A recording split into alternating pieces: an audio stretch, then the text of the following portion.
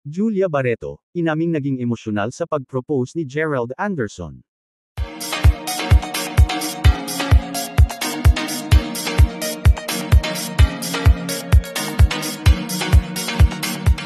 Inamin ni Julia Barreto na naging emosyonal siya nang mag-propose si Gerald Anderson sa kanya.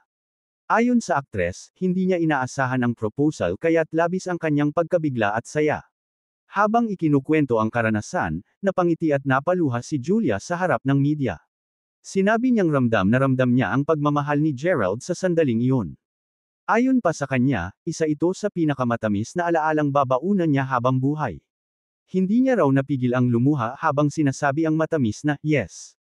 Ibinahagi rin niya na naging saksi ang kanilang pamilya at malalapit na kaibigan sa espesyal na araw. Marami ang naantig sa kanyang kwento at nagpaabot ng pagbati. Trending agad sa social media ang video ng kanyang panayam. Patuloy ang kasiyahan ng mga fans para sa engaged couple.